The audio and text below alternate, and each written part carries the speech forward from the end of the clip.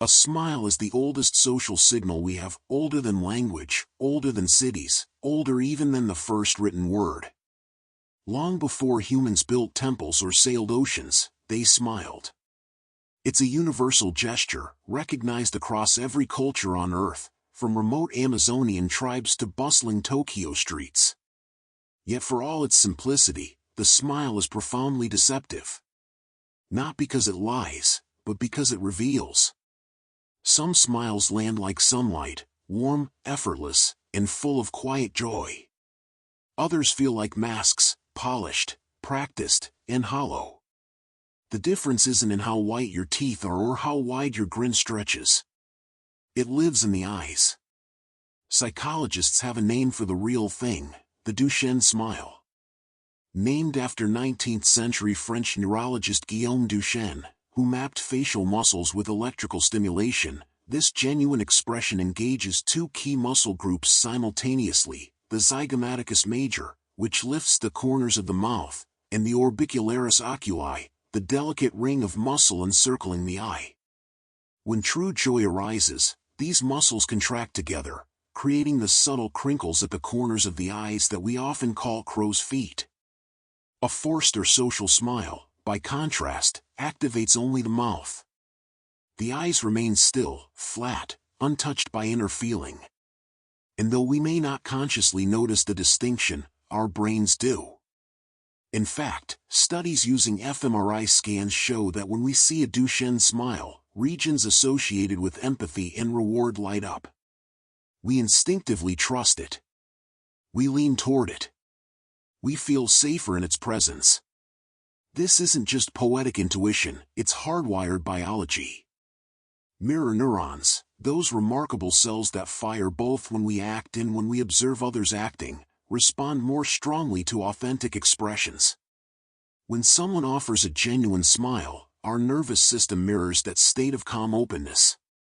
It's a silent, wordless exchange. I am not a threat. You are welcome here. And in return, we relax. We open. We like them more, even if we can't say why. In one compelling experiment, participants were shown photographs of people smiling either genuinely or politely. Later, when asked to recall who seemed most trustworthy or kind, they consistently favored those with Duchenne smiles, yet few could articulate what set them apart. The knowing happened below the surface, in the quiet language of the limbic system. So how do you summon a smile that means something? Not by stretching your lips on command, but by turning inward. Before you greet someone, a colleague, a stranger, a loved one, pause for just a breath. Recall a moment of quiet joy, the steam rising from a morning cup of tea, the sound of rain on a tin roof, the way your dog greets you like you're the center of the universe. Let that memory bloom in your chest. Don't force the smile. Let it rise like warmth spreading through your face. That's the difference between performing kindness and embodying it. The resulting expression won't be perfect. It might be soft, fleeting, even shy. But it will be true. And truth, however quiet, resonates. Herein lies a gentle paradox. The more we try to manufacture likability through practiced charm, the more distant we become. A rehearsed smile creates distance because it signals performance, not presence. But the moment we stop trying to be liked and simply allow ourselves to feel, even for a heartbeat, we radiate something far more compelling: authenticity. And authenticity, unlike charm, cannot be faked. It's magnetic not because it dazzles, but because it gives others permission to be real too. This leads to a quiet, almost haunting question: are we truly liked for the personas we carefully construct, the witty remarks, the polished appearance, the curated confidence? Or are we loved in those rare, unguarded moments when we forget to perform altogether? When the mask slips, and what's left is simply us. And when that genuine smile meets another person's gaze, when warmth meets attention, something even more powerful begins to unfold. Because eyes don't just see. They connect. They listen. They hold space. So let's explore how to meet someone's eyes with the same quiet sincerity, without ever making them feel uneasy.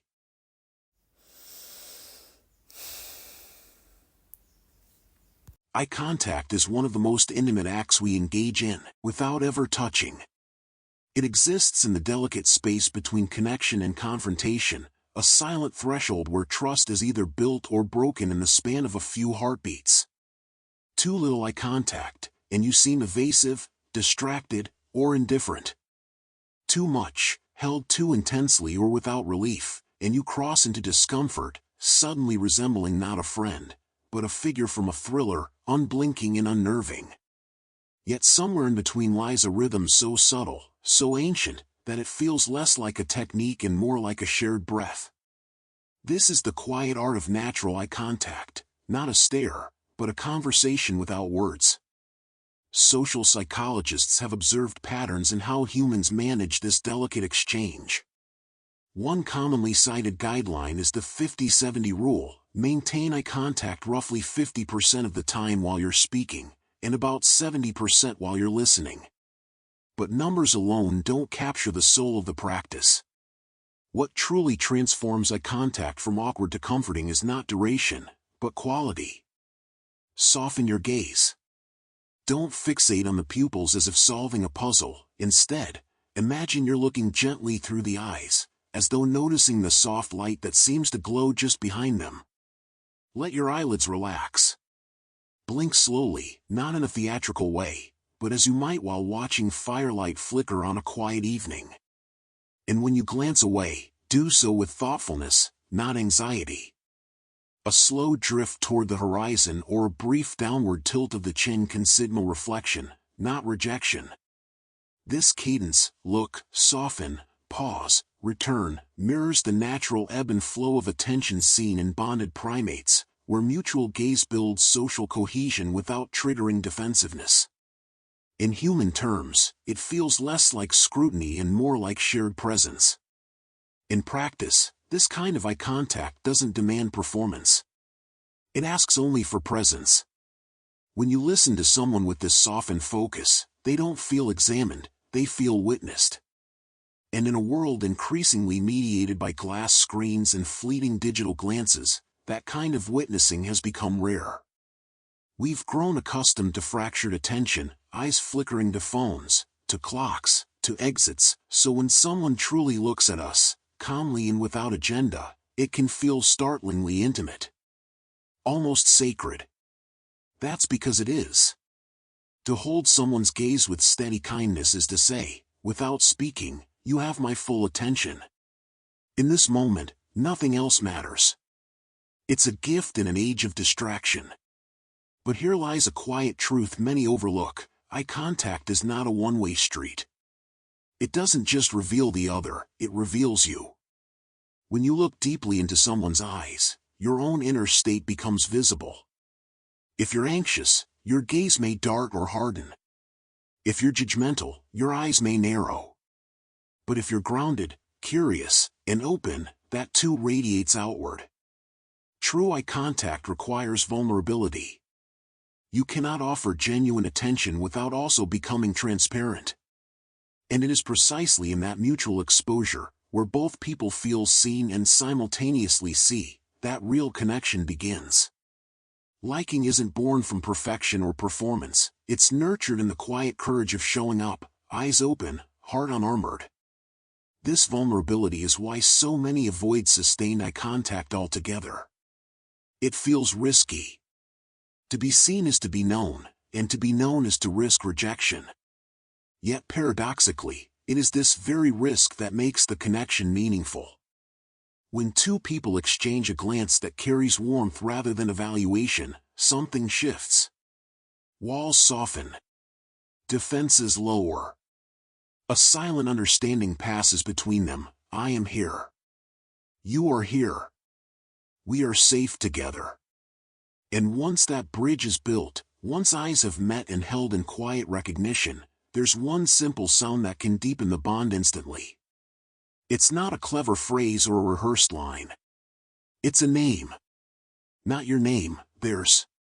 Because to speak someone's name after truly seeing them is to say, I not only noticed you, I remembered you.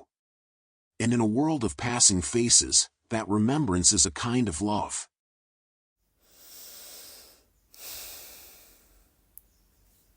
Your name is more than a label. It is the first sound that claimed you at birth, the syllables that have followed you through classrooms, job interviews, love letters, and hospital rooms. It is the acoustic signature of your identity, the word that, when spoken, makes your spine straighten, your ears perk, your attention snap into focus, even in a crowded room. To hear your name uttered with genuine care is to feel, however briefly, that you are not just present, but seen. That you occupy space not only in your own mind, but in someone else's. Neuroscience reveals just how deeply this simple act resonates. Studies using functional MRI have shown that hearing one's own name activates the brain's default mode network, a constellation of regions associated with self-referential thought, autobiographical memory, and personal identity. It's the same neural terrain we traverse when we daydream about our past or imagine our future. In other words, your name isn't just heard, it's felt. It pulls you inward even as it connects you outward. This is why using someone's name in conversation carries such quiet power. When you say, "It's so nice to meet you, Daniel," you do more than acknowledge his presence, you weave him into the fabric of the moment. And if, a few minutes later, you add, "That's a thoughtful perspective, Daniel," you reaffirm that he hasn't just been heard, you've held his words in your mind long enough to tie them back to him. That repetition, when done with sincerity, signals continuity of attention. It says, you matter enough to be remembered. But like any tool of human connection, this one can be dulled by overuse. Say someone's name too often, "You know what I mean, Sarah? Don't you agree, Sarah? That's brilliant, Sarah." And it ceases to feel personal. It becomes mechanical, even sleazy, like a script recited by a call center agent trained to build rapport. The magic evaporates the moment it feels strategic rather than spontaneous. The key is restraint. Use a name the way a poet uses a line break, not for emphasis, but for rhythm, for warmth, for a moment of gentle punctuation. Once at the beginning to welcome. Once in the middle to affirm. Rarely at the end, unless parting with tenderness. Let it emerge naturally from your attention, not your agenda. This brings us to a deeper truth. In an age where algorithms track our clicks, purchases, and locations with eerie precision, they still cannot know us. They recognize patterns, not persons. So when a real human being speaks your name, not as data, but as a gesture of recognition, it can feel like being pulled from a sea of anonymity onto solid ground. It's a small act that whispers, "You are not a profile. You are a person." And in a world increasingly mediated by screens and avatars, that whisper can feel like salvation. Yet this simple practice carries an ethical weight often overlooked. Using someone's name to flatter, to charm, or to close a deal turns intimacy into currency. It reduces a sacred marker of identity into a lever of influence. But using it to honor, to say, "I see you, and I hold your presence with care," transforms it into an act of relational generosity. The difference isn't in the syllables spoken, but in the silence behind them. It lives in your intention.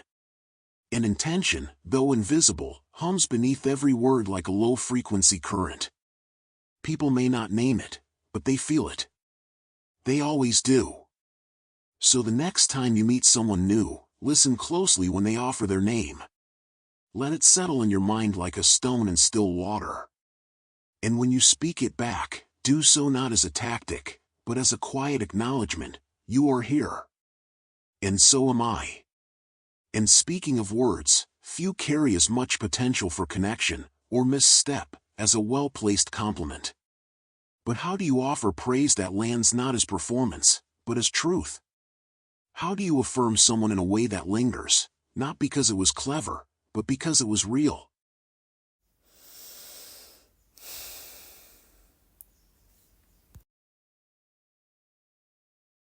A genuine compliment is never about the object, it's about the person behind it. Anyone can say, "Nice shoes," and mean nothing at all. But to say, "Those shoes have the kind of quiet confidence I admire, you clearly choose things that last," is to offer something far rarer, attention made audible. The difference lies not in eloquence, but in perception. A true compliment doesn't skim the surface of what someone owns, wears, or achieves. It reflects back a piece of who they are, something you've actually seen. And that act of seeing, when voiced with sincerity, can feel like a mirror held up to someone's soul. The secret lies in specificity. Vague praise, "You're amazing," "Great job," "You look nice," floats away like mist. It's pleasant but forgettable, because it could apply to anyone. But when you anchor your words in detail, you prove you were truly present. Instead of "nice presentation," try, "The way you explain that complex idea so simply, it made me feel like I finally understood something I've been wrestling with for months." Instead of "You're so smart," say, "I admire how you ask questions no one else thinks to ask." Even better, shift your focus from outcome to effort, or from appearance to character. Telling someone, "You must have poured your heart into this," honors their dedication. Saying, "You're calm during that crisis," gave the whole room permission to breathe, recognizes their emotional strength. These aren't just kind words, they're affirmations of identity. And people don't remember the compliments that flatter their image, they remember the ones that validate their essence. Take a breath now. Think of someone you genuinely admire, not because they're impressive in a grand, public way, but because of a quiet quality they carry.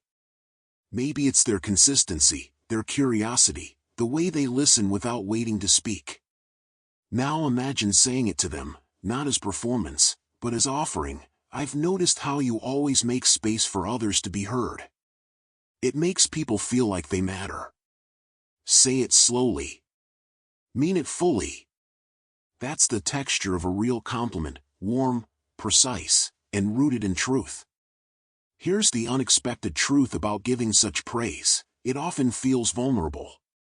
To voice genuine admiration is to expose your own values, your own sensitivities.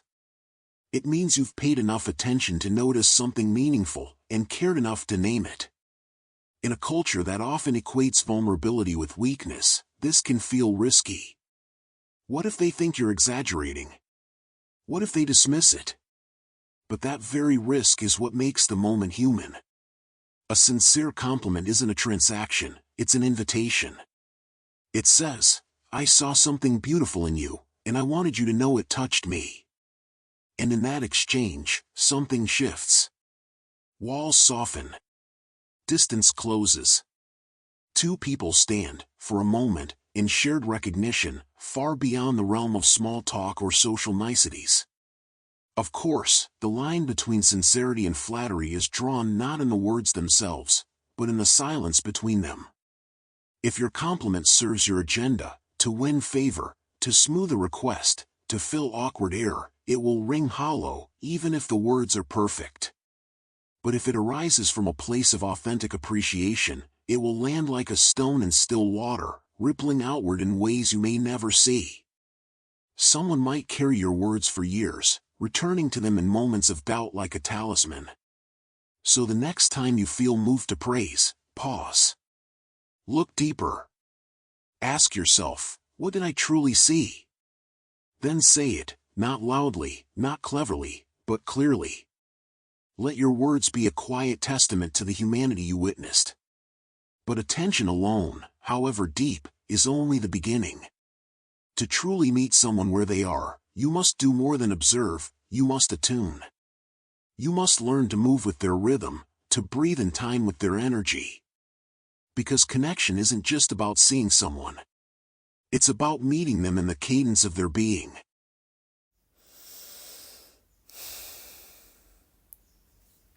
Have you ever met someone and, within moments, felt as though you'd known them for years?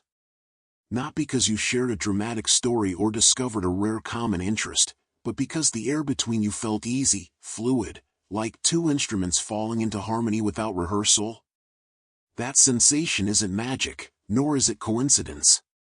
It's the quiet, often unconscious dance of emotional mirroring, what psychologists call emotional contagion. It's the subtle alignment of tone, pace, posture, and presence that signals, without a single explicit word, "I'm with you." And it is one of the most powerful yet overlooked keys to human connection. From the moment we're born, we are wired to synchronize with those around us. Infants mimic their caregivers' facial expressions, friends unconsciously adopt each other's speech rhythms, even strangers in conversation begin to lean in or shift weight at the same time. This isn't mimicry in the performative sense, it's a primal form of attunement, a biological echo that says, "Your state is safe. I am not a threat." In practice, this means if someone speaks in a soft, measured tone, matching that calm, rather than responding with boisterous energy, creates a sense of harmony. If they're animated, eyes bright and hands gesturing, allowing yourself to meet that liveliness, without overacting, signals engagement, not judgment. It's not about becoming someone else. It's about tuning your inner frequency to resonate with theirs, like two tuning forks placed side by side, one struck, the other beginning to hum in response, not because it was forced, but because vibration invites vibration. This kind of energetic alignment doesn't require effort so much as awareness. It asks you to listen not just to words, but to the emotional weather beneath them, the pace of breath, the rise and fall of voice, the tension or ease in their shoulders. When you adjust your own energy to meet theirs, you create a shared container where they feel understood before they've even finished a sentence. And in that space, walls soften. Defenses lower. Trust begins to bloom, not because you agreed with them, but because you met them. Yet this practice raises a quiet, honest question: if I'm always adapting to others, where do I end and they begin? Doesn't constant attunement risk erasing my own presence? The answer lies in the difference between unconscious mimicry and conscious resonance. When done mindlessly, mirroring can feel like emotional camouflage, hiding your true self to gain approval. But when done with awareness, it becomes an act of generosity. True attunement isn't about losing yourself, it's about temporarily making space for someone else's reality to exist fully in your presence. You don't have to become their energy, you simply allow it to be held, witnessed, and reflected. In doing so, you honor their experience without abandoning your own. And paradoxically, it is often in this act of spaciousness that others feel safe enough to meet your energy in return. Think of it like two trees in a gentle wind. They don't resist the breeze or try to stand rigidly apart. They sway, sometimes in unison, sometimes in counterpoint, but always in relationship to the same air. Their roots remain distinct, but their branches move as if in conversation. That is the essence of energetic matching, rooted in yourself, responsive to the other. In a world that often rewards loudness, speed, and unwavering assertiveness, the willingness to slow down, soften, or lean in with someone else's rhythm is a quiet rebellion. It says, "I value connection more than control." And in that choice, something rare unfolds, the possibility of being truly known. But to hold that space fully, to let someone's energy land without immediately filling it with your own, you must sometimes do the most counterintuitive thing of all. You must say nothing. You must listen so deeply that your silence becomes a sanctuary. Because sometimes, the greatest gift isn't matching someone's energy, it's giving them room to feel it, all by themselves, while you simply stay present.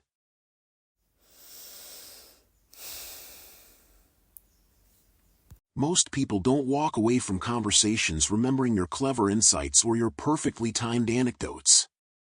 What lingers isn't what you said, but how you made them feel while they were speaking. Because beneath the surface of every interaction lies a quiet, universal longing, not to impress, but to be truly heard. Not to perform, but to be witnessed. In a world overflowing with voices vying for attention, the rarest and most precious gift you can offer another human being is not your opinion, but your presence. Most people don't crave a brilliant speaker. They crave a sacred witness. True listening, deep, unhurried, undistracted listening, is not passive. It is an act of profound engagement. It's not merely waiting for your turn to speak while nodding politely. It's leaning in with your entire being, your eyes soft but attentive, your posture open, your breath slowed to match the rhythm of theirs. It's offering small, wordless affirmations, I see, a gentle tilt of the head, not to steer the conversation, but to say, I'm here. Keep going. It's resisting the almost reflexive urge to interrupt, to relate their story back to your own, to fix, to advise, or to fill the silence with noise. Instead, it's holding their words as if they were fragile glass, precious, delicate, deserving of care. In that space, something remarkable happens. The speaker begins to unfold. Not because you asked them to, but because they finally feel safe enough to do so. Neuroscience confirms what poets have long known: when someone feels deeply heard, their brain releases oxytocin, the so-called bonding hormone associated with trust, empathy, and connection. This chemical shift doesn't just make them feel good, it wires their memory to associate you with safety.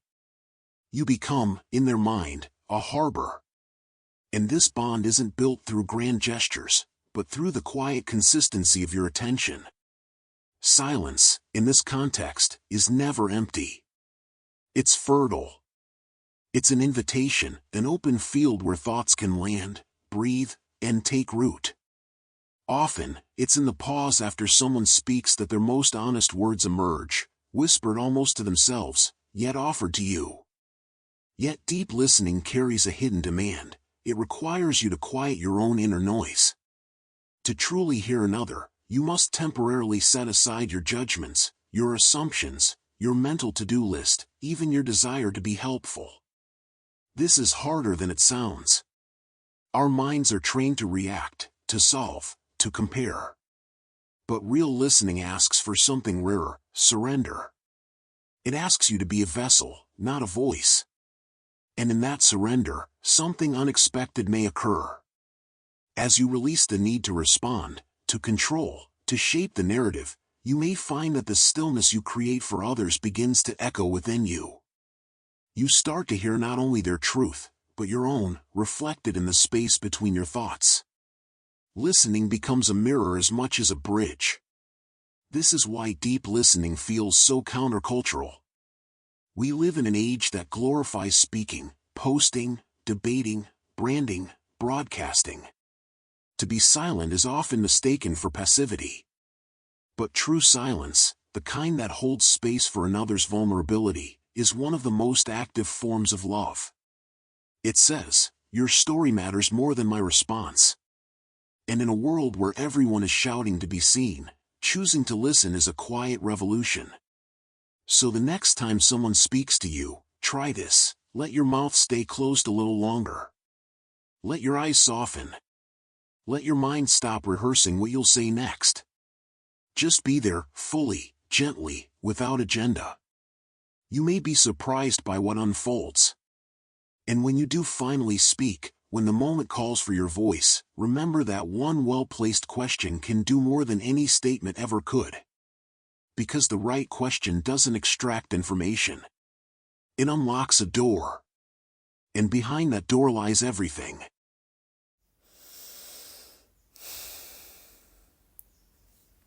A conversation can be a transaction or a sanctuary, and the difference often lies not in what is said, but in what is asked. Most questions skim the surface. Where are you from? What do you do? How's it going? They gather data, not depth. But the right question, posed with genuine curiosity and quiet respect, does something far more profound. It doesn't extract information like a miner digging for ore. Instead, it unlocks a door. And behind that door lies a person's inner world, their hopes, hesitations, turning points, and quiet truths. The right question says, I'm not just interested in your answer. I'm interested in you. The art begins with openness. Closed questions, those that invite a yes, no, or one-word reply, shut down possibility before it begins. Do you like your job? Can be answered with a shrug. But what's the story behind how you got into this work? Invites narrative. It assumes there's a journey worth telling. Similarly, what's something you've changed your mind about lately? Doesn't just ask for an opinion, it asks for evolution. It honors the fact that people grow, doubt, and reconsider, and that those shifts are worth exploring. These aren't interrogations, they're invitations. They create space for reflection rather than recitation, for meaning rather than metrics. And the magic deepens with the follow-up. After someone shares something, even something small, leaning gently with, "What was that like for you?" This simple phrase shifts the focus from events to experience. It moves beyond the what and into the how it felt in their body, how it changed their view, how it lingers in their mind. In doing so, you signal something rare and precious, that you care not just about the facts of their life, but about the texture of their inner world. You're not collecting anecdotes, you're witnessing a human being. People rarely remember the clever things you said in a conversation. But they remember, sometimes for years, how your questions made them feel. Seen. Valued. Understood. When someone walks away from a talk with you feeling lighter, more known, more alive, it's not because you gave them advice. It's because you gave them the gift of being truly inquired into. And that feeling lingers like warmth after a fire. But this practice carries a deeper implication. Asking meaningful questions is an act of faith. It presumes that the person before you holds wisdom, complexity, and insight worth uncovering. In a culture that often reduces people to roles, manager, student, customer, stranger, this kind of questioning restores their full humanity. It says, you are more than your title. More than your mistakes. More than the version of yourself you show on LinkedIn. And in that restoration, you give them permission to step out of their armor and speak from a place of authenticity. That permission is a quiet form of liberation. Of course, this only works if your curiosity is real. People can sense performative interest from a mile away. The moment your question serves your agenda, to impress, to steer, to fill silence, it loses its power. But when your curiosity arises from a place of genuine wonder, it becomes a kind of reverence. You're not just passing time. You're tending to another soul. So the next time you speak with someone, resist the urge to fill the air with your own stories. Instead, offer a question that opens a door. Not to pry, but to welcome. Not to solve, but to accompany. And watch how their eyes soften, their voice deepens, their posture relaxes, as if they've been waiting, all along, for someone to ask. And sometimes, the deepest connection doesn't begin with a question at all. Sometimes, it starts with a whisper, a small, voluntary truth offered not for effect, but for trust. Because after being truly seen through your questions, a person may feel safe enough to share something even more precious, a piece of their hidden self. Trust is rarely forged in dramatic confessions or sweeping declarations of loyalty. More often, it grows in the quiet spaces between words, in the gentle, almost imperceptible moments when someone offers you a sliver of their inner world and says, without saying it outright, "I feel safe with you." These are not the secrets that shake foundations, but the small, human admissions that reveal the soft underbelly of everyday life. I still get nervous before meetings. I cried during that commercial. I have no idea what I'm doing half the time. These tiny disclosures, offered voluntarily and without fanfare, are the quiet architects of connection. They are the first threads in a web of mutual trust, spun not from grand gestures, but from the courage to be imperfectly seen. Psychologists call this process social penetration theory, the idea that relationships deepen like peeling an onion, layer by layer, through reciprocal self-disclosure. It begins not with the core, but with the outer skin, light, low-risk revelations that test the waters of safety. When you share something mildly personal, a harmless insecurity, a quirky habit, a moment of doubt, you extend an unspoken invitation. This is a piece of me. I'm offering it to you. And if the other person receives it with warmth or responds in kind, a microbond forms. It's not about the content of the secret itself, but the act of sharing it. That act says, I trust you enough to let you see a corner of my humanity that I usually keep tucked away. And because the secret is small, it feels safe, not just for you, but for them. There's no pressure to fix, rescue, or respond perfectly. There's only the quiet acknowledgement, me too. But the power of this practice hinges on discernment. The goal isn't to unburden yourself of deep wounds in a first conversation. That's not vulnerability, it's emotional dumping, and it often leaves the other person feeling overwhelmed, not connected. True bonding through disclosure requires calibration. Share something real, but not raw. Something relatable, not traumatic.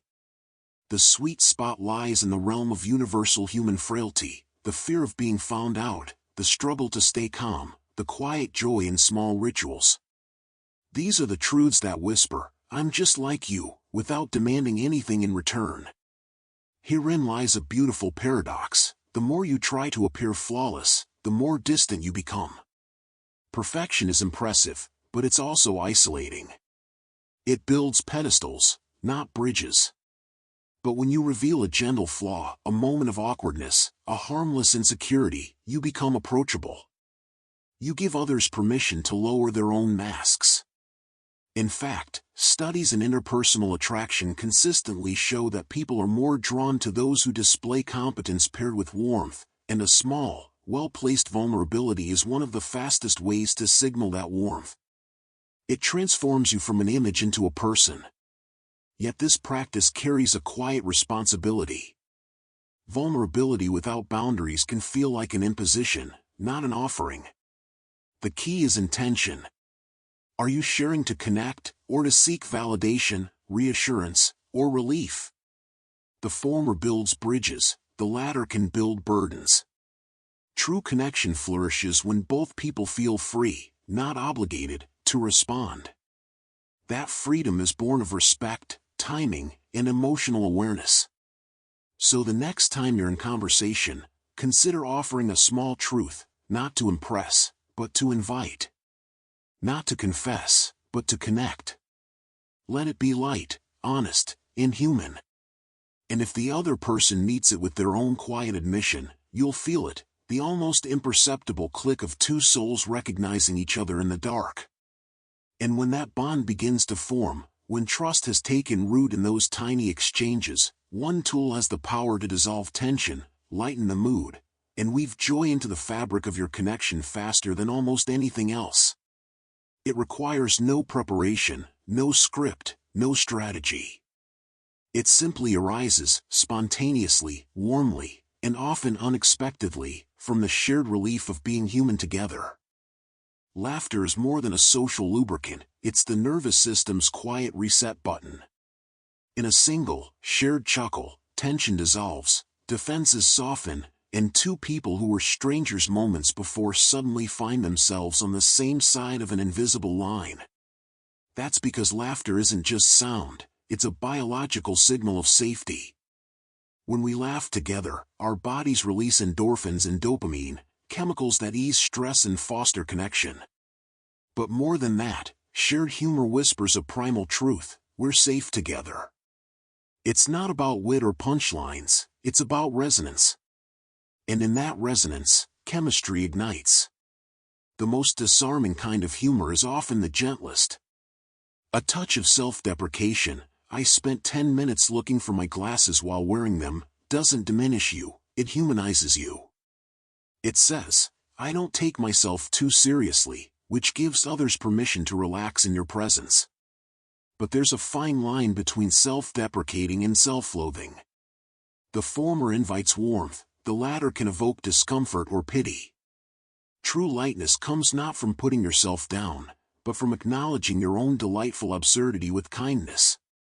Similarly, observational humor, pointing out the quiet ironies of everyday life. Isn't it strange how we all pretend to understand wine, or why do we whisper in elevators like we're in a library, creates instant camaraderie.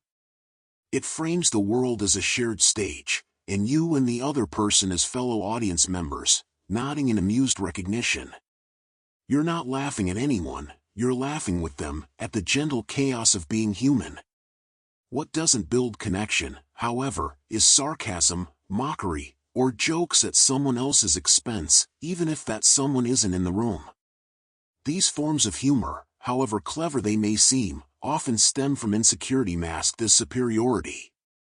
They create in-groups and out-groups, even subtly, and leave others wondering, will I be the punchline next? True warmth and humor never requires a victim. It thrives in inclusivity, in the shared acknowledgement of our collective quirks and contradictions. Importantly, the goal isn't to be the funny one. It's not about performing or delivering perfectly timed zingers. In fact, the moment humor becomes a performance, it loses its magic. Forced jokes feel like pressure, both for the teller and the listener. Authentic humor arises not from effort, but from ease. It bubbles up spontaneously in response to a moment, a spilled coffee, a mispronounced word, the absurdity of waiting in a long line for something trivial. Sometimes, it's not even verbal, just a knowing glance, a raised eyebrow, a soft sigh followed by a chuckle. That's when it's most powerful, when it's less about being funny and more about sharing lightness. This is why humor reveals worldview. To laugh at the same thing is to say, we see the world through similar eyes. It's a quiet alignment of perspective, values, and emotional rhythm. Two people might agree on politics or taste in music and still feel distant, but if they laugh at the same quiet absurdity in a grocery store, something deeper clicks. It's not about the joke, it's about the shared lens. And yet, humor must be offered with care. In moments of grief, uncertainty, or vulnerability, levity can feel like dismissal. Timing matters. Intention matters more. The best humor doesn't deflect from pain, it dances gently around it, offering relief without erasure. It says, this is hard, and we're still here, together. So don't strive to be witty. Simply stay open to the gentle absurdities of life, and when you notice one, let a smile escape. Let a soft laugh rise. Invite the other person into that moment of shared humanity. Because in a world that often feels heavy, the gift of lightness is one of the most generous you can give. And when words, even humorous ones, fall short, when the moment calls for something deeper than a chuckle, there's another ancient tool that carries us across the gaps between souls. It doesn't rely on punchlines or timing. It relies on truth, texture, and tenderness. When language fails, stories carry us home. Facts may inform, but stories transform. A statistic fades from memory by tomorrow, a well-told story can echo in someone's mind for decades. That's because stories don't just convey information, they bypass the intellect and speak directly to the heart. They wrap truth in texture, logic in longing, in experience in emotion. And in doing so, they create resonance, a vibration that lingers long after the words have ended. In a world saturated with data, opinions, and noise, the ability to share a brief, human story is one of the most powerful ways to be remembered not for what you've done, but for how you made someone feel. A truly memorable story isn't grand or polished. It doesn't require dramatic stakes or cinematic flair. At its core, it contains three quiet ingredients: vulnerability, specificity, and meaning. Vulnerability opens the door. I was terrified. I had no idea what I was doing. I felt completely out of place. This isn't weakness, it's honesty, and it invites the listener in. Specificity paints the picture. My hands shook so badly I spilled coffee on my only clean shirt, or the silence in the room lasted 3 heartbeats too long. These details aren't decorative, they're anchors that ground the story in reality, making it vivid and relatable. And meaning gives it wings, but in that moment, I realized courage isn't the absence of fear, it's moving forward anyway, or that failure taught me to trust my intuition more than applause. Without meaning, a story is just an anecdote. With it, it becomes a mirror for the listener's own life. Keep it brief, under 90 seconds. In casual conversation, attention is a gift, not a guarantee. A short story respects that gift. And anchor it to a universal feeling: doubt, wonder, longing, relief, hope. These are the emotional currents that run beneath all human experience. When your story taps into one of them, it stops being just yours, it becomes a vessel the listener can step into. They don't remember the plot, they remember the feeling it stirred in them. And because emotion encodes memory more deeply than logic, they remember you. But the power of storytelling carries a quiet responsibility. It's easy to slip into performance, to shape a story to impress, to entertain, or to position yourself as the hero. Yet the most connecting stories aren't performed, they're offered. They're not about proving your worth, but revealing your humanity. In sharing a genuine moment, flawed, uncertain, tender, you give others silent permission to embrace their own imperfect journeys. You say, without saying it, it's okay to be human. And in a culture that often rewards curated perfection, that permission is a rare and healing gift. Beware, though, of oversharing or using stories as veiled bids for sympathy or admiration. Authenticity isn't about volume, it's about alignment. The story should serve connection, not self. When told with humility and heart, even a small moment, a missed train that led to a chance encounter, a childhood mistake that still makes you smile, can become a thread of intimacy between two people. So the next time you're asked, "Tell me about yourself," resist the urge to recite your resume. Instead, offer a glimpse, a single, honest story that reveals not just what you've done, but who you are. Let it be quiet. Let it be real. Let it carry the weight of feeling, not achievement. And remember, while your words paint pictures in the mind, your body is already speaking a language all its own, subtle, wordless, and deeply persuasive. Long before you utter a sentence, your posture, your gestures, your stillness or motion are shaping how your story is received. Because connection isn't just heard. It's felt, in the space between breaths, in the tilt of a head, in the quiet language of presence. Long before you speak a single word, your body has already begun the conversation. Your posture, your hands, the angle of your head, these silent signals form a prelude to everything you'll say, shaping how you're perceived before your voice even enters the room. In fact, research in nonverbal communication suggests that we form judgments about trustworthiness, competence, and warmth within the first 7 seconds of meeting someone, and the vast majority of that impression comes not from what we say, but from how we hold ourselves. Your posture whispers before your voice speaks, and if that whisper carries tension, defensiveness, or distraction, even the kindest words may struggle to be heard. The language of warmth is written in openness. Uncrossed arms, relaxed shoulders, and palms occasionally visible, turned upward or resting gently, signal that you are not braced for conflict, not hiding, not closed off. A slight forward lean, just enough to show engagement without invading space, communicates interest without pressure. Stillness, too, is powerful. Avoiding nervous fidgeting, tapping, or the reflexive glance at a phone conveys that you are fully present. These aren't theatrical poses to be struck, they are outward reflections of an inward state. Even more subtly, mirroring the other person's posture, after a natural pause, not immediately, builds subconscious rapport. If they rest an elbow on the table, you might do the same a moment later. If they speak with gentle hand gestures, allow yours to echo that rhythm. This isn't mimicry, it's attunement, a quiet synchronization that says, we're in the same space, moving at the same pace. But perhaps the most potent gesture of all is the slow, deliberate nod. Not the rapid, eager bobbing that signals impatience or performance, but a single, grounded nod, held just long enough to convey, "I hear you. I'm with you." It requires no words, yet it speaks volumes. It validates. It connects. It turns listening into a visible act of care. Herein lies a gentle irony. The more you try to manufacture open body language, forcing your arms down, plastering on a relaxed smile, consciously leaning forward, the more tension you create. Your body knows when you're acting. And so does theirs.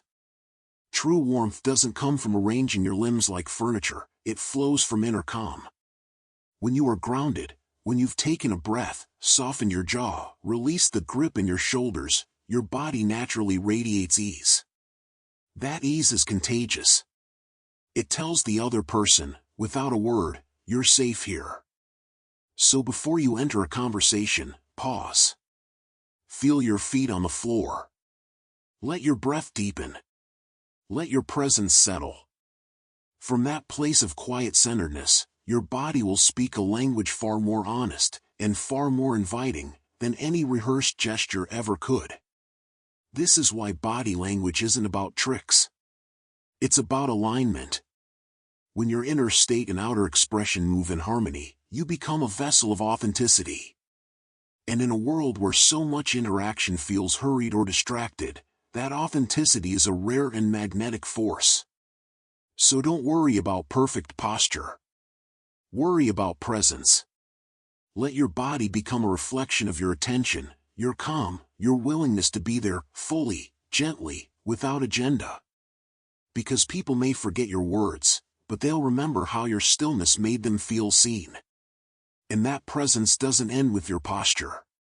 It continues in the very sound of your voice, the tone, the pace, the quiet music of your speech.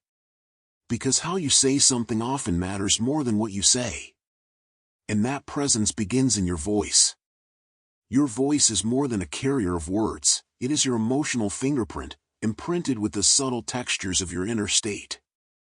Every syllable you speak carries traces of calm or chaos, warmth or weariness, presence or distraction. Long before your listener processes the meaning of your sentence, their nervous system has already interpreted the tone, pace, and resonance of your voice. A sharp, hurried cadence can trigger defensiveness, a soft, steady one can invite trust. In this sense, your voice doesn't just communicate, it connects or repels, often without either of you realizing why. The good news is that approachability can be cultivated through small, intentional shifts in how you speak. You don't need to change your natural voice, only to refine its emotional signature. Begin by gently lowering your pitch. Not into a forced growl, but just enough to settle into your natural resonance. High-pitched or strained voices often signal stress or anxiety, even when the words themselves are neutral. A slightly deeper tone, by contrast, conveys groundedness, a quiet assurance that you are not rattled. Next, slow your pace. Not to the point of dragging, but enough to create space between words. Rushing suggests you're either anxious to be heard or eager to escape the conversation. Speaking just a touch slower says, "I'm here." There's no need to hurry. Then, soften your articulation. Imagine your consonants wrapped in velvet rather than etched in glass. Instead of sharp, clipped sounds, "let's go," try cushioned ones, "let's go," allowing your words to flow with a gentle roundness. This isn't about mumbling, it's about warmth. Even punctuation lives in your inflection, end statements with a subtle downward lilt, not the upward lift of a question. That rising tone, so common in modern speech, can unintentionally signal doubt or seek validation. "Nice to meet you." A gentle dissent says, "I'm offering this." No need to confirm it back. Perhaps the simplest practice is this: speak as if you're smiling, not a wide grin, but the inner kind, the kind that comes from genuine gladness. Try saying, "I'm glad you're here," first with a neutral face, then with that quiet inner smile. Hear the difference? The second version carries lightness, openness, a subtle lift in the vocal cords that feels inviting, not performative. It's not about volume or cheerfulness, it's about emotional texture. In a world increasingly mediated by text, where tone is guessed at through emojis and punctuation, your actual voice has become a rare sanctuary. A phone call, a face-to-face conversation, even a voice note carries a depth that pixels cannot replicate. To speak with calm intention is to offer an anchor in the noise. It's to say, you don't have to decode me. I'm right here, steady and clear. And in a time of constant digital static, that steadiness feels like a gift. But this power comes with responsibility. A voice can soothe or unsettle, include or exclude, often without the speaker's awareness. The goal isn't manipulation, it's alignment. Let your voice reflect the presence you wish to offer. When you speak from a place of calm curiosity rather than urgency or performance, your tone becomes a vessel for connection. People may not notice the pitch or pace consciously, but they'll feel the difference in their bones. They'll lean in. They'll relax. They'll trust you, not because of what you said, but because of how it felt to hear you say it. So before your next conversation, take a breath. Let your shoulders drop. Let your jaw soften. And speak, not to impress, but to welcome. Because your voice, more than you know, is the first home your words will ever find. And when you give that voice, along with your time, your attention, your full presence, something ancient stirs between you and the other person. Not strategy. Not performance. But reciprocity, the quiet, human impulse to return kindness when it's been freely given. At the heart of human society lies an invisible thread, woven so deeply into our psychology that we rarely notice it, yet it shapes nearly every meaningful connection we form.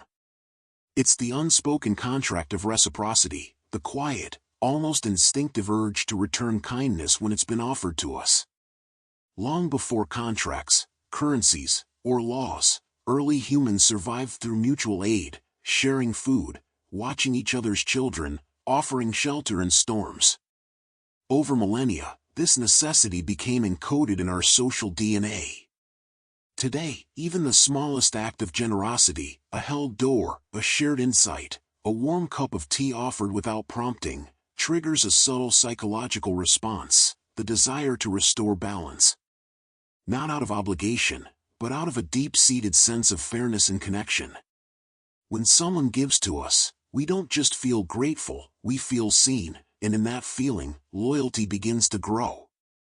But the true magic of reciprocity doesn't lie in the exchange itself. It lies in the spirit behind the first move. The moment you give with an expectation of return, however faint, you turn a gift into a transaction. And transactions, no matter how polite, carry weight. They create subtle ledgers in the mind.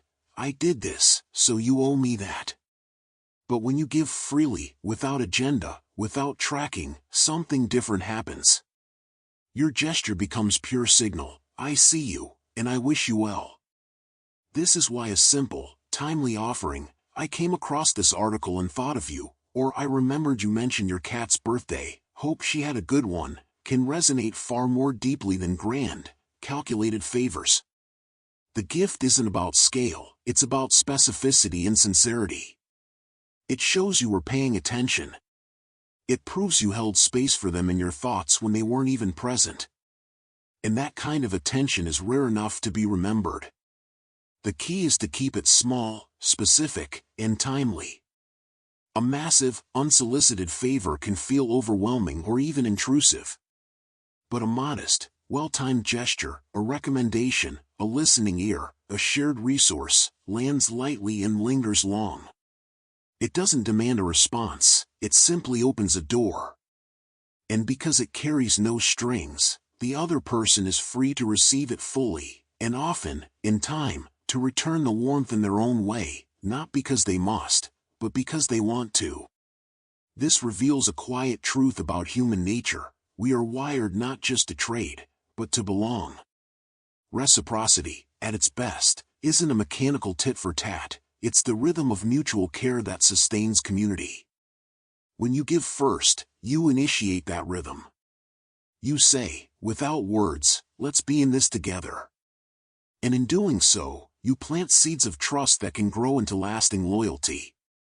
Yet in a world increasingly governed by metrics, ROI, and strategic networking, true generosity has become countercultural. We're taught to optimize, to leverage, to add value with purpose. But real giving defies optimization. It thrives in spontaneity, in the unplanned text, the unsolicited encouragement, the moment you notice someone's need before they voice it. And because it's unexpected, it feels like grace. Not earned, not owed, just given.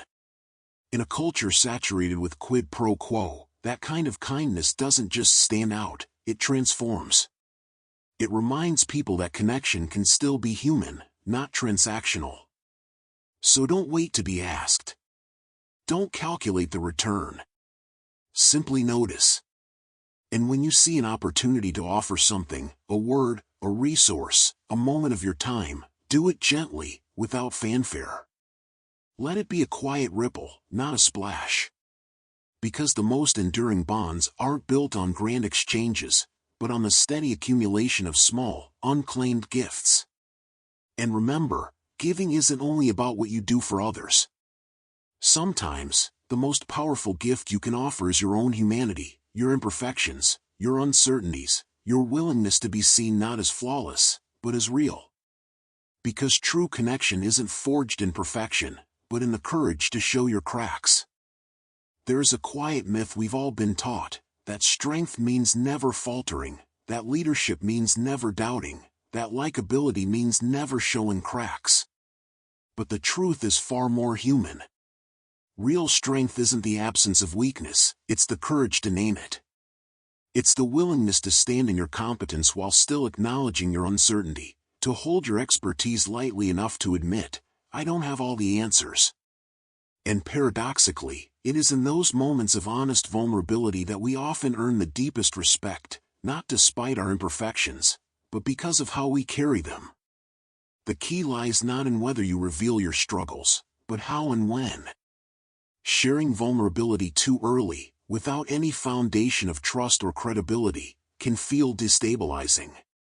But revealing a human truth after establishing your capability, I've led teams through major transitions for over a decade, but I still get imposter syndrome before big presentations, creates a powerful contrast.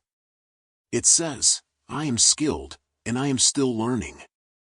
I am strong, and I am still human. This framing transforms vulnerability from a sign of fragility into evidence of self-awareness and growth.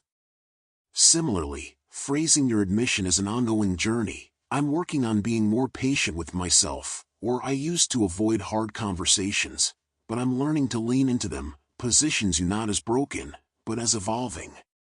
You're not confessing failure, you're inviting connection through shared humanity. Crucially, this is not about unloading emotional burdens onto others. Vulnerability without boundaries, dumping raw pain, resentment, or unresolved trauma in casual conversation, can feel less like intimacy and more like an imposition. It shifts the emotional labor onto the listener, who may feel obligated to fix, soothe, or carry what wasn't theirs to hold. True relational vulnerability is measured, intentional, and considerate. It's not about seeking rescue, it's about offering a mirror. It says, you're not alone in feeling this way, not please carry this for me. Research in social psychology consistently shows that people respond with increased trust and affection to those who display what's called competent vulnerability, a blend of reliability and relatability. We admire those who are capable, but we connect with those who are real. This reveals a profound truth: perfection isolates. When someone appears to have it all together, flawless, unshakable, always composed, we may admire them from afar, but we don't feel close to them. There's no space for us in their narrative. But when someone reveals a gentle flaw, a moment of doubt, a past mistake, a quiet fear, they create an opening. They give others permission to breathe, to lower their own masks, to say, me too. In that shared space, respect doesn't diminish, it deepens. Because respect built on awe is fragile, but respect built on authenticity is enduring. Of course, this balance is an art, not a formula. It requires emotional intelligence, the ability to read the room, to sense what is safe to share, and with whom. It asks you to know your own boundaries and honor the other person's capacity to receive. But when done with dignity and care, vulnerability becomes one of the most generous gifts you can offer. It says, I trust you enough to show you this part of me. And in return, you often receive something even rarer, the quiet gift of being truly seen in return. So don't hide your humanity in the name of professionalism or strength. Instead, wear it lightly, like a well-worn coat that's both sturdy and soft. Let your competence speak first, then let your humility whisper alongside it. Because people don't follow perfect leaders. They follow human ones. And sometimes, it's not even a confession or a story that moves someone, it's the smallest gesture, offered without fanfare, that leaves the deepest imprint. A quiet act of kindness, barely noticed by the world, can echo in another person's heart for years. Because in a noisy world, gentleness is revolutionary. Grand gestures, lavish gifts, dramatic declarations, sweeping rescues, often shimmer brightly in the moment, only to fade like fireworks against the night sky. They dazzle, but they don't always endure. What lingers in the human heart, what etches itself into memory with quiet persistence, is something far smaller, a moment of unassuming thoughtfulness, offered without expectation or fanfare. A remembered coffee order on a weary morning. A handwritten note slipped into a colleague's notebook. The simple act of picking up a pen someone dropped and handing it back with a soft smile. These are not performances. They are whispers. And like the faintest trace of perfume on a scarf long after the wearer has left the room, they linger, subtle, intimate, unforgettable. Psychologist John Gottman, in his decades of research on relationships, discovered that lasting bonds aren't built on grand romantic overtures, but on what he called bids for connection, small, everyday gestures that say, I see you. You exist in my world. A bid might be as simple as pointing out a bird in flight, sharing a silly meme, or pausing to ask, how did that meeting go? These micro-moments of attention accumulate like drops of water filling a well. Over time, they create a reservoir of trust, safety, and loyalty. When someone consistently responds to your presence with these tiny affirmations, remembering your dog's name, noticing when you've changed your hair, sending a thinking of you text after you mentioned a hard day, they are quietly declaring, you matter to me. And that declaration, repeated in small doses, becomes more powerful than any single grand act. What makes these gestures so potent is their specificity. They prove you were paying attention, not in a general, polite way, but in a deeply personal one. You didn't just see a person, you saw this person, with their particular rhythms, worries, and joys.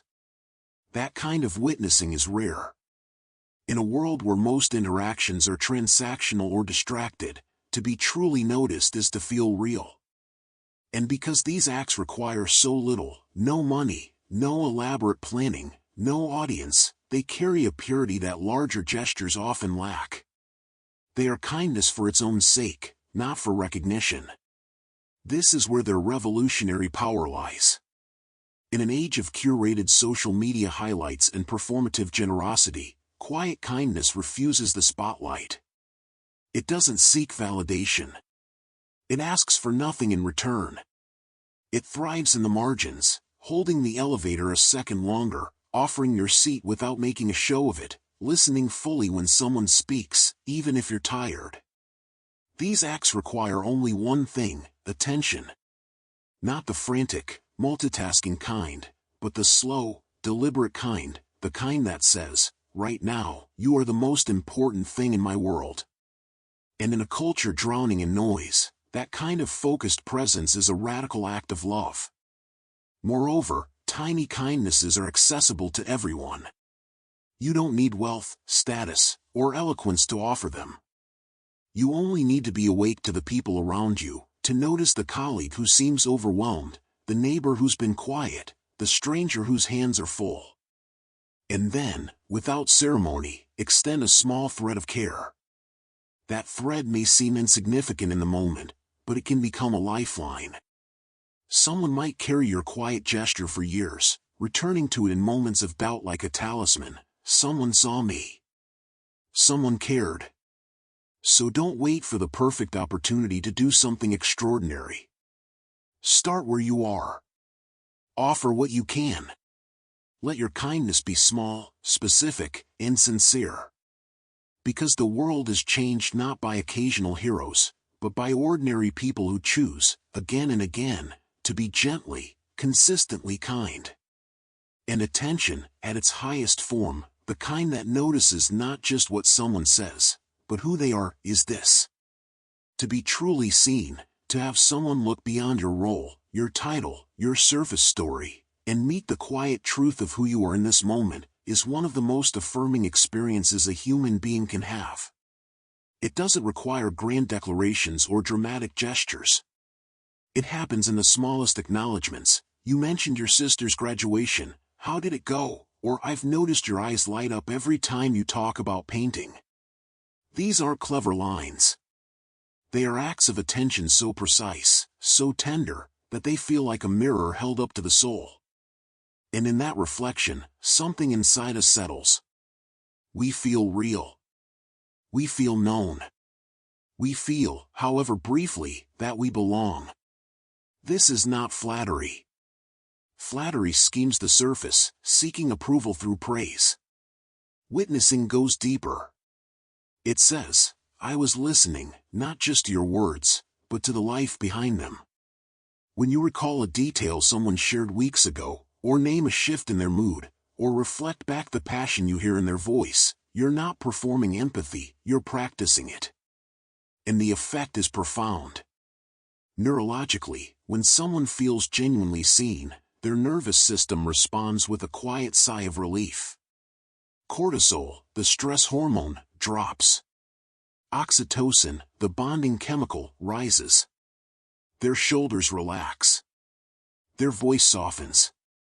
They lean in, not because you asked them to, but because they finally feel safe enough to do so. In a world saturated with distractions, phones buzzing, minds racing, eyes darting to the next thing, this kind of full, unhurried attention is nothing short of magical. It's a sanctuary offered in the middle of chaos. But to offer this gift, you must first create space within yourself. Seeing another deeply requires you to silence your own inner noise, the running commentary, the urge to fix, the reflex to compare their story to your own. It asks you to set aside your agenda, your judgments, even your desire to be helpful. True witnessing is not about doing, it's about being. It's about holding a quiet space where someone else's truth can unfold without interference. And in that stillness, something unexpected often happens. As you focus entirely on another, you reconnect with your own humanity. You remember what it feels like to long to be understood. You touch the part of yourself that also craves to be seen. In this way, the act of seeing becomes reciprocal, not because you speak of yourself, but because your presence becomes a bridge between two souls. This is why the skill of making others feel seen is so rare, and so powerful. It doesn't rely on charisma or charm. It relies on curiosity, patience, and the courage to be fully present. It requires you to look past the mask people wear in public, the professional facade, the cheerful deflection, the practiced small talk, and notice the flicker of something real beneath, a hesitation, a spark of joy, a shadow of fatigue. And then, gently, to name it. Not to pry, but to honor. Not to solve, but to accompany. In a culture that often values speaking over listening, performing over being, this quiet skill is revolutionary. It costs nothing, yet it gives everything. It builds trust not through promises, but through presence. And it leaves a mark far deeper than any clever remark or impressive achievement ever could. So the next time you're with someone, try this. Listen not just to respond, but to understand. Notice one small thing, how they hold their cup, the way their voice changes when they speak of something they love, and reflect it back with care. In that moment, you won't just make them feel seen. You'll remind them, and yourself, that beneath all the noise, we are all longing for the same thing, to be known, exactly as we are. And when two people move through the world not just side by side, but in rhythm, with attention attuned, presence aligned, something invisible begins to bind them. Not through words, but through shared motion, shared breath, shared silence. It's a connection that doesn't need to be spoken to be felt. Connection is rarely just an exchange of ideas, it is also a dance of bodies, a silent choreography that unfolds beneath the surface of words.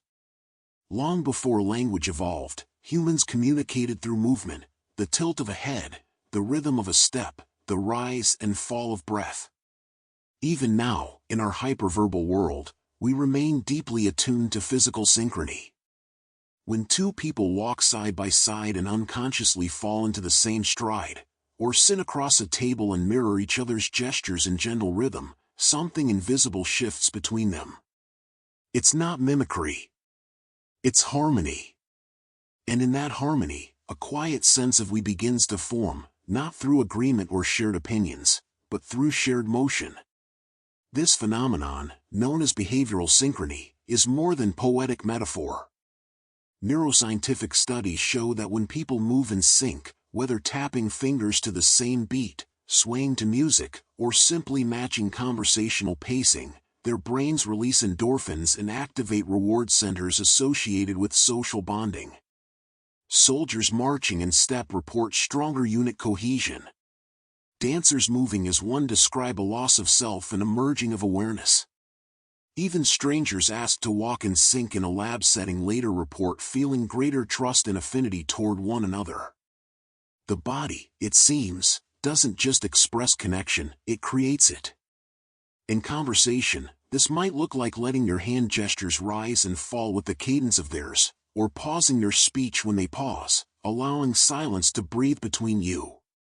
When walking together, it's as simple as softening your pace to meet theirs, not lagging behind or rushing ahead, but moving as if you share the same current. You don't need to copy their every motion, that would feel like parody. Instead, let your movements flow in resonance, like instruments in an ensemble, distinct, yet playing the same song.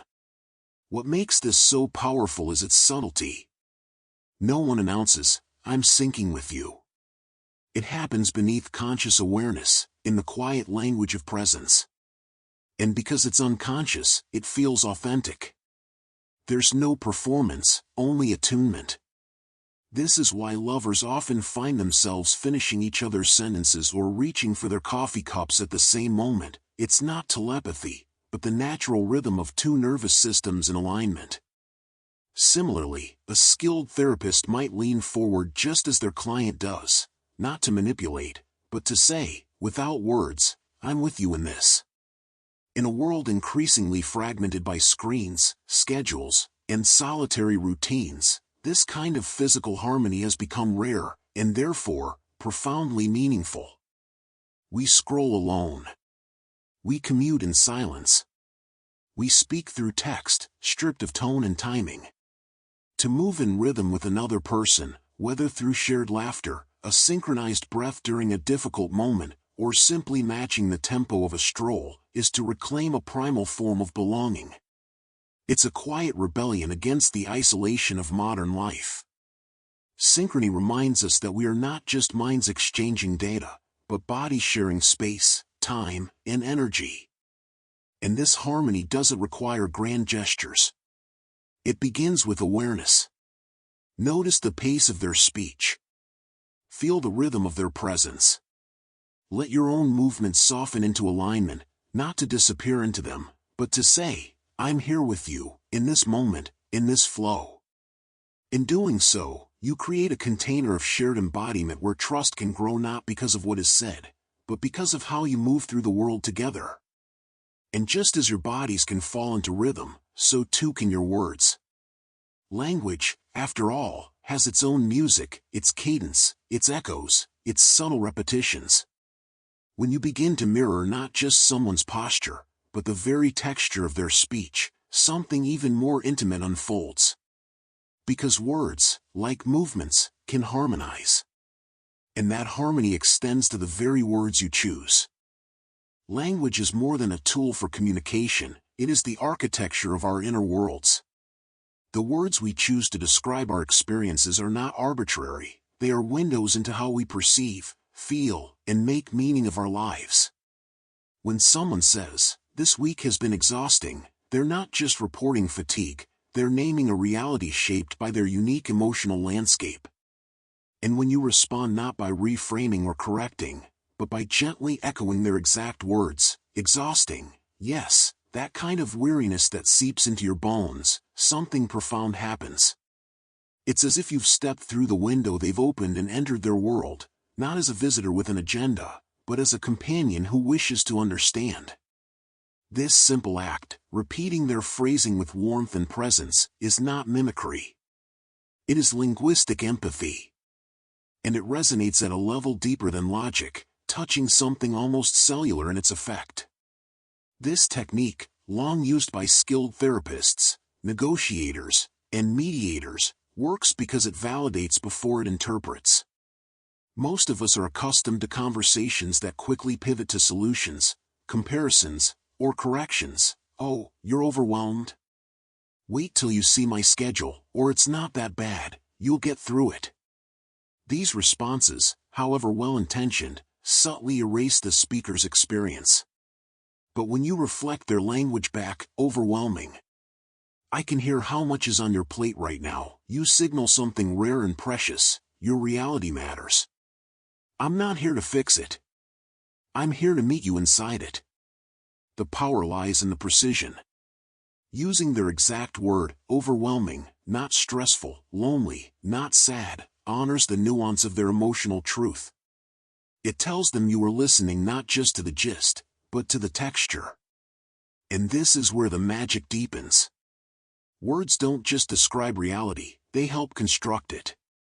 By echoing someone's language, you're not merely agreeing, you're affirming the legitimacy of their perspective. You're saying, "In your world, this is overwhelming, and that makes sense." In that moment, judgment dissolves. Defensiveness softens. Because when someone feels truly understood, when their words are mirrored with care, they no longer need to defend or explain. They can simply be. This is why such a small shift in phrasing can transform a conversation from transactional to tender. It turns dialogue into sanctuary. Of course, this only works when done with sincerity. If the echo feels mechanical or strategic, like a sales tactic, it will land as hollow. The key is to let their words settle in you first. Pause. Let their phrase echo in your own mind. Then reflect it back not as a technique, but as an offering. Add a breath of your own humanity. "Overwhelming. I remember feeling that way during my last deadline. It's like the walls start closing in. Now it's not just repetition, it's resonance." You've honored their truth while gently weaving in your own, creating a bridge rather than a monologue. In friendships, in workplaces, even in passing encounters, this practice builds invisible threads of trust. People may not remember the advice you gave, but they'll remember how you made their words feel safe in your mouth. They'll recall the relief of being met not with a solution, but with a mirror. And in a world where so many conversations feel like performances or debates, that kind of listening feels like grace. So the next time someone shares something with you, frustration, joy, confusion, listen for their key word. Let it be your anchor. Then echo it back, softly, like a stone dropped into still water. Watch how their shoulders relax. Watch how their eyes meet yours with new trust. Because in that echo, you haven't just repeated a word. You've said, "I see your world. And I'm willing to stand in it with you." And when your presence becomes consistently associated with that kind of comfort, with the feeling of being understood, validated, and held in language, something remarkable begins to unfold. You become more than a friend or colleague. You become a living reminder that they are not alone. Long after the details of a conversation fade, the exact words spoken, the topic discussed, even the setting, what remains etched in memory is the emotional imprint you left behind. People may not recall your advice or your anecdotes, but they will remember, with startling clarity, how they felt in your presence. Did they feel lighter? Calmer? Seen? Understood? Human beings are emotional creatures first, rational ones second, and our brains are wired to seek out experiences that bring relief, joy, or safety. When you consistently show up as a source of those feelings, something subtle but powerful happens. Your presence itself becomes a psychological anchor, a living symbol of comfort they will instinctively seek out again and again. This isn't mysticism, it's classical conditioning, the same principle Pavlov demonstrated with dogs and bells.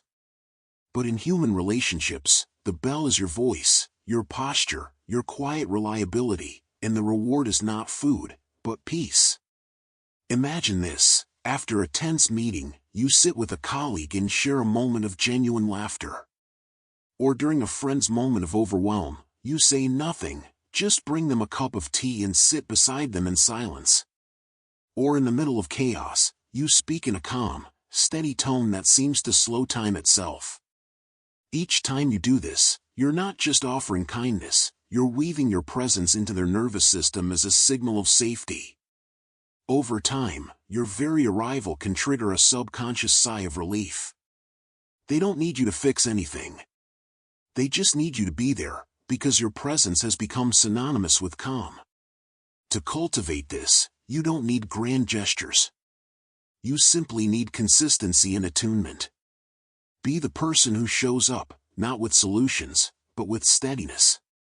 Who listens without rushing to rescue. Who holds space instead of filling it. Who radiates quiet confidence even when the world feels unsteady. These moments don't require performance, they require presence. And presence, repeated over time, becomes a sanctuary. Others begin to associate you not with what you do, but with how you make them feel, grounded, accepted, at ease. In a world where so many interactions leave people feeling drained or judged, your calm becomes a rare and magnetic force. But this power carries a profound responsibility. Once you've become someone's emotional anchor, trust becomes the bedrock of your connection. And trust, once broken, doesn't just crack, it shatters the entire association.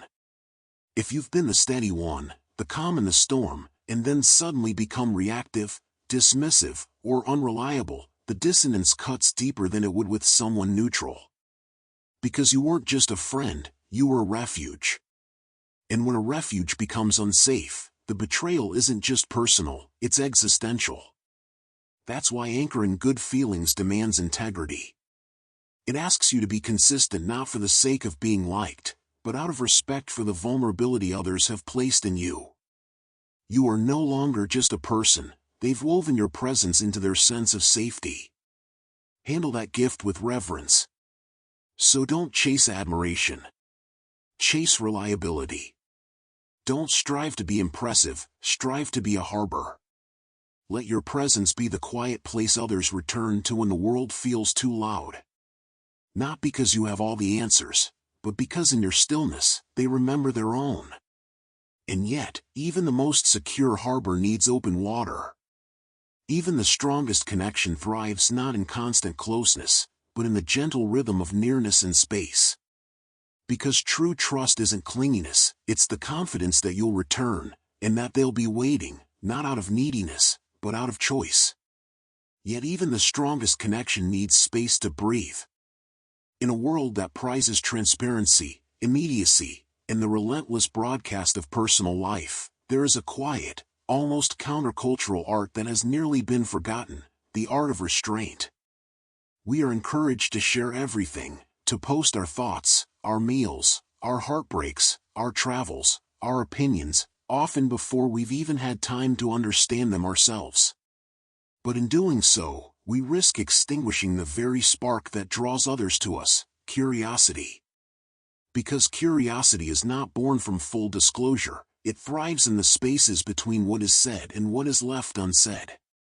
Revealing everything at once may satisfy the moment, but it kills the slow, simmering interest that sustains connection over time. Mystery, when wielded with grace, is not deception, it is invitation. The key lies not in withholding, but in pacing. Instead of unspooling your entire life story in the first conversation, offer glimpses, fragments that hint at depth without exposing the whole. I lived abroad for a while, maybe I'll tell you about it sometime, or that reminds me of something that happened years ago. I'm still making sense of it. These aren't evasions, they are doorways. They create what psychologists call information gaps, small, tantalizing voids in the listener's understanding that the brain instinctively seeks to fill. This is the same mechanism that keeps us reading novels or watching films. We stay because we want to know what happens next. When you allow someone to wonder about you, gently, respectfully, you give them a reason to lean in, to ask, to stay engaged. You transform conversation from a monologue into a shared journey of discovery. But mystery must never be confused with aloofness or emotional unavailability. There is a vast difference between saying, "I'll tell you about it sometime," with warmth in your eyes, and saying it with a closed-off shrug. Mystery without warmth feels like a wall. Mystery with warmth feels like a promise. It says, "There is more of me to know, and I trust you enough to share it slowly." This distinction is crucial. In an age of oversharing, where intimacy is often mistaken for volume, true magnetism comes from depth paired with discretion. People are drawn not to those who reveal everything, but to those who reveal the right thing at the right time, with intention, with care, and with a quiet confidence that they don't need to be fully known to be worthy of connection. Moreover, leaving space for mystery honors the other person's imagination. When you don't explain every motive or unpack every experience, you allow them to participate in the story, to wonder, to imagine, to project their own hopes and curiosities onto the canvas you've gently sketched. This co-creation is deeply bonding. It transforms passive listening into active engagement. And because they've invested their own mind in understanding you, they feel more connected to you, not because they know all your secrets, but because they've been invited to care enough to wonder. Of course, this balance requires discernment. Too much mystery breeds suspicion, too little breeds boredom. The goal is not to play games, but to respect the natural rhythm of human connection, which, like a good story, unfolds in chapters, not all at once. Let your life be a book they're eager to keep reading, not one whose ending is given away on the first page. So don't feel pressured to explain yourself completely in the first meeting. Let silence hold some of your truth. Let curiosity be the thread that draws others closer over time. Because the most enduring connections aren't built on exhaustive knowledge, but on the quiet thrill of ongoing discovery. And when you do choose to invite someone deeper into your world, when you decide to share a piece of your story, your dream, your past, one small word can transform that invitation from casual to profound. It's not a grand declaration or a dramatic reveal. It's a single pronoun, quietly spoken, that dissolves the boundary between you and me and creates something new, us. And when you invite someone into your world, one word changes everything. Few words carry as much quiet power as we. It is not merely a pronoun, it is a portal. In a single syllable, it dissolves the invisible walls between individuals and constructs a shared space where isolation gives way to belonging. You and I implies two separate entities navigating parallel paths. But we signals a merging of purpose, perspective, or presence, even if only for a moment. This subtle shift in language does more than smooth conversation, it rewires the emotional landscape of an interaction. When you say, "How should we handle this?" instead of "What should you do?" you transform a problem from a burden they must carry alone into a challenge you face together. You signal alliance, not observation. Partnership, not distance. And the human brain responds instantly, activating neural networks associated with empathy, cooperation, and social bonding. In that one word, you've built a tiny tribe. This isn't rhetorical flourish, it's linguistic architecture. Language doesn't just describe reality, it shapes it. When you frame an experience as shared, we've all been there, we could try this, isn't it strange how we keep checking our phones? You invite the other person into a collective identity, however temporary. Even in casual invitations, the difference is palpable. You should come to coffee places the burden of decision and action squarely on them. But we could grab coffee sometime offers companionship as a mutual possibility, not a demand. It removes pressure and replaces it with warmth. It says, I'm not just reaching out to you, I'm imagining us in the same room, sharing the same moment. This is how belonging is built, not through grand declarations, but through the quiet, consistent use of inclusive language that erases the sharp edges of separation. But like any tool of human connection, we only works when it rings true. Forced or premature inclusivity can feel manipulative, even alienating. If you say we before trust has formed, before any real shared ground exists, it can come across as presumptuous or insincere, as if you're trying to manufacture intimacy rather than earn it. Authentic we language arises naturally from genuine care and attunement. It emerges when you truly see the other person as a collaborator in the moment, not a project to be managed or a target to be won over. The key is to let we flow from a place of real alignment, not strategic phrasing. When it does, it feels less like a tactic and more like an offering, let's be in this together. Consider how often we default to language that isolates, you need to, I think you should, that's your problem. These phrases, even when well-intentioned, reinforce division. But when we consciously choose we reframe the narrative. A disagreement becomes how can we understand each other better? A celebration becomes we made it through that. Even silence can be shared, we don't have to talk, just sitting here is enough. In each case, the pronoun becomes a bridge, not a barrier. In a world increasingly fragmented by polarization, digital isolation, and transactional interactions, the word we is quietly revolutionary. It resists the myth of radical individualism. It whispers that we are not alone in our struggles, our joys, or our uncertainties. And when used with sincerity, it creates a microcosm of community, right there in the conversation. So listen to your language. Notice when you default to separation. And gently, where it feels true, invite connection through the simplest of words. Because nothing says we belong like the quiet, consistent choice to speak as if you already do. And nothing reinforces that sense of we more deeply than the act of remembering, truly remembering, the small, sacred details that make someone feel not just included, but cherished. Because when you recall what matters to them, you prove that we isn't just a word, it's a promise kept. And nothing says we like remembering the details that matter to them. Memory is not merely the storage of facts, it is the quiet architecture of care. In a world where attention is fractured and interactions are fleeting, to remember something small about someone, truly remember it, and return to it weeks or even months later, is to perform an act of profound emotional craftsmanship. It says, without fanfare or expectation, you stayed with me after you left.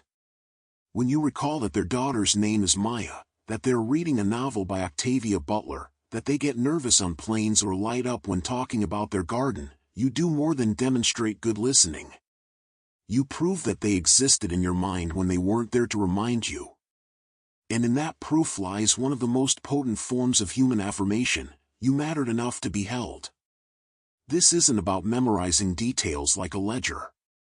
It's about allowing someone's life to leave an imprint on yours. The magic happens not in the moment of listening, but in the moment of return, when, weeks later, you ask, how did Leo's piano recital go, or did you ever finish that hike you were planning? These questions land like soft rain after a dry spell. They don't demand anything, they simply affirm that the other person's story continues to live in your awareness. In a culture of surface-level exchanges, where conversations are often just preludes to the next notification or agenda item, this kind of remembrance feels almost sacred. It transforms ordinary interaction into something intimate, not because of intensity, but because of continuity. You've woven a thread from one moment to the next, and in doing so, you've built a bridge of trust. Psychologically, this gesture taps into a deep human need, to be seen as a consistent, evolving self, not just a momentary presence. When someone remembers the small things, we feel real. We feel anchored. We feel that our lives have weight beyond the immediate transaction. And because these details are often personal, quirks, dreams, worries, they carry emotional resonance. To recall them is to honor the texture of someone's inner world. It's love made visible not through grand declarations, but through quiet fidelity. Yet this practice only resonates when it flows from genuine interest. If you recite remembered details like lines in a script, yes, your cat's birthday was last Tuesday, wasn't it? It can feel performative, even eerie. The difference lies in tone, timing, and tenderness. True remembrance isn't showcased, it's offered. It emerges naturally in conversation, like a quiet ripple from a stone dropped long ago. It doesn't seek praise, wow, you remembered, it simply assumes continuity. And because it's not about impressing, it feels safe. It says, I carry you with me, not because I'm trying to win you over, but because your life touched mine. In an age of digital overload, where algorithms track our behavior but never truly know us, human memory has become a rare sanctuary. To be remembered by another person, accurately, kindly, consistently, is to be rescued from the anonymity of the crowd. It's a silent antidote to loneliness. And the beauty is that it costs nothing but attention. No grand effort, no expensive gift, just the willingness to let someone's words settle into your mind and heart, and to let them resurface when the time is right. So don't strive to be unforgettable. Strive to remember. Let your care be shown not in how loudly you speak, but in how faithfully you hold what others have shared. Because in the end, people won't recall your clever remarks or your perfect advice. They'll remember that you knew their child's name.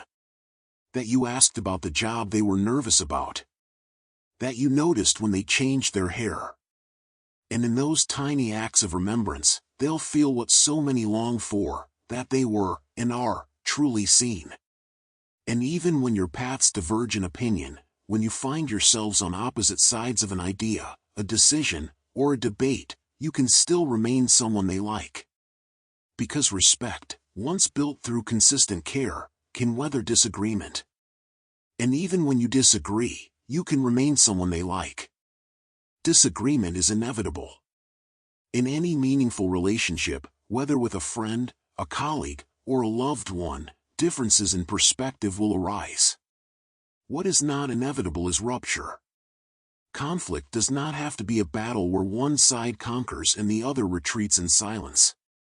It can, instead, be a bridge, a carefully constructed span between two distinct viewpoints, held together not by force, but by mutual respect.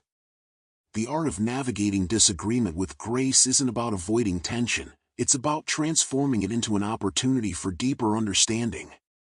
And in doing so, you preserve something far more valuable than being right, the connection itself.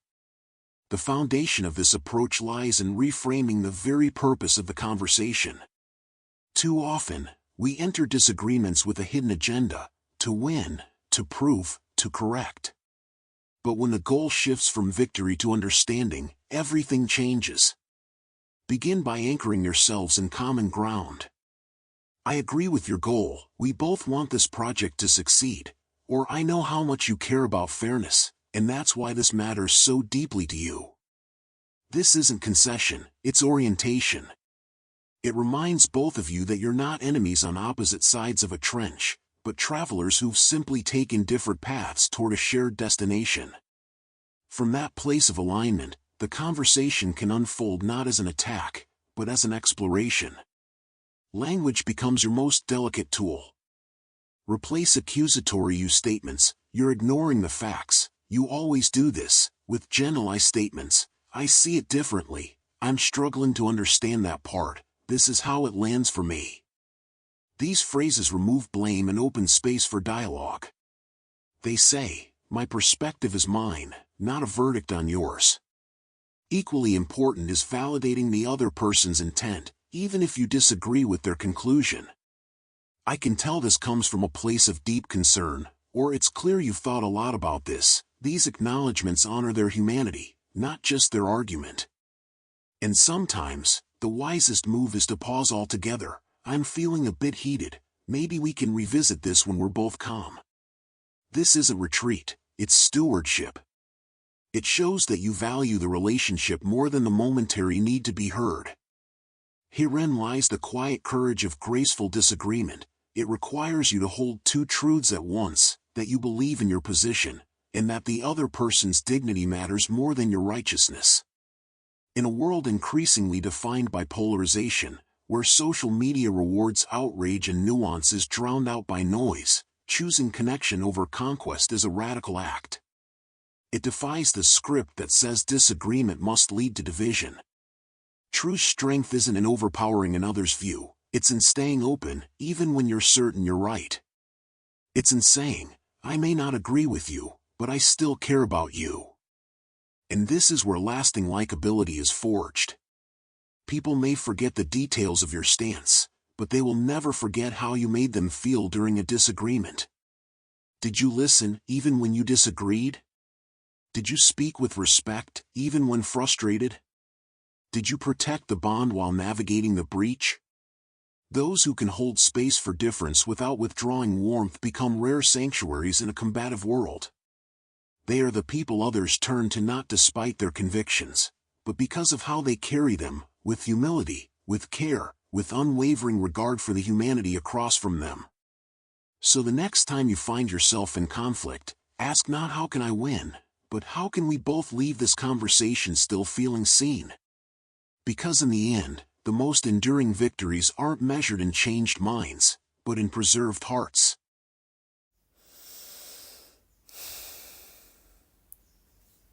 These 23 keys aren't tricks to manipulate or tactics to perform. They are gentle invitations to presence, to curiosity, to the quiet, sacred art of truly seeing another human being. They ask not for perfection, but for participation, not for charisma, but for care. You don't need to be flawless, eloquent, or endlessly charming. You simply need to be there, fully, softly, without agenda. In a world that often feels hurried and hollow, your quiet attention may be the rarest gift you can offer. So tonight, as you settle into stillness and let the day dissolve around you, allow one gentle question to drift through your mind. Who made you feel seen this week? Not praised, not flattered, but truly seen. And as you float towards sleep, consider this: who might you gift that same feeling to tomorrow? Not with grand gestures, but with a glance, a word, a moment of unhurried presence. Rest now, knowing that you don't have to earn your worth through performance or perfection. You are already enough, just as you are. Sleep well.